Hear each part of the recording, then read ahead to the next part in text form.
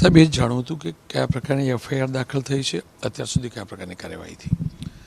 આમાં IPC 304 culpable homicide not amounting to murder, મતલબ that is very serious offence जो है, અને એના પછી 308 આઈપીસી માનવ જિંદગીના જોખમમાં નાખવા માટે, અને 114 છે એના બધા મદદગીરી માટે, અને સાથોસાથ જો નાની મોટી ઇન્જરીઓ થઈ છે એના માટે આઈપીસી 337 અને 338 એના ગુના દાખલ થયા છે એમાં.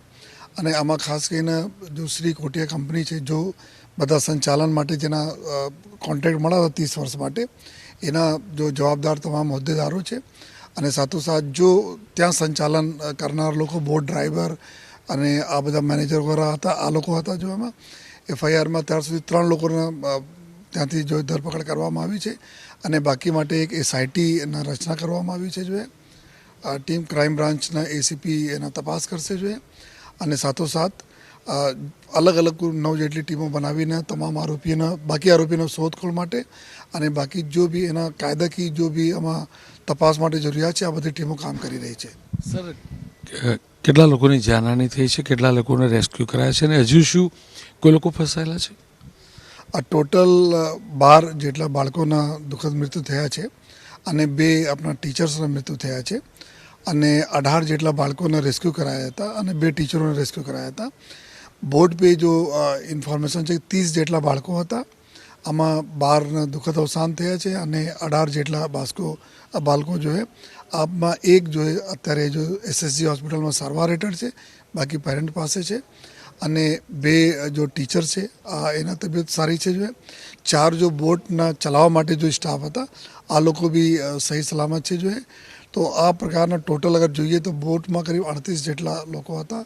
બોટની કેપેસિટી જો કરીબ 14 જેટલા લોકોની કેપેસિટી હતી. જો તો આ જો ડેડ બોડી છે એના પીએમના કાર્યવાહી લગભગ કાફી પૂર્ણ થઈ ગઈ છે, અને બોડી બી લોકો લઈ જઈ રહ્યા છે અંતિમ વિધિ માટે. છે સર, એક અંતિમ સવાલ, કેમ કે મુખ્યમંત્રી પણ આવ્યા હતા અને ગૃહ રાજ્યમંત્રી પણ આવ્યા હતા, કયા પ્રકારની સૂચના સરકાર તરફથી અપાઈ છે, કયા પ્રકારની કાર્યવાહી સૂચના સરકાર તરફથી જો સૂચના આપવામાં આવી છે, પૂરા જો દુઃખદ મૃત્યુ જેના થયા છે એના જેટલા બી પેરેન્ટ્સ છે, જેના રિલેટિવ છે, એના પૂરા ન્યાય મળવા જોઈએ. એના માટે જો પૂરી સખત કાર્યવાહી જોઈએ, કાયદાકીય કાર્યવાહી કરવામાં આવે જોઈએ, અને એના માટે એકદમ સૌથી સિરિયસ જો ગુનાઓમાં દાખલ કરવામાં આવે છે, કોઈ પણ આરોપીને બક્ષવામાં નહીં આવશે. જોઈએ અને કોઈ પણ જો તપાસમાં કચાસ બાકી રાખવામાં નહીં આવશે, એવી પણ સૂચના જોઈએ માનનીય મુખ્યમંત્રીશ્રી તરફથી અને ગૃહમંત્રી સાહેબ તરફથી મળી છે. તમામ લોકો બહાર નીકળી ચૂક્યા છે હવે?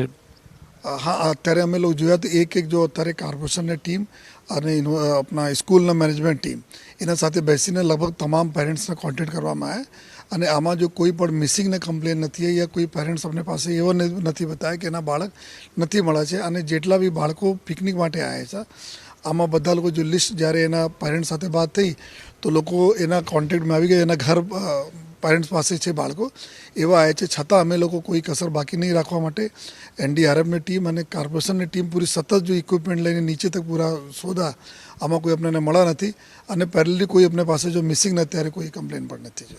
ખૂબ ખૂબ આભાર. ખેર, હવે કોઈ મિસિંગ નથી, અને કોઈ મિસિંગ હોય તેવી સૂચના પણ નથી.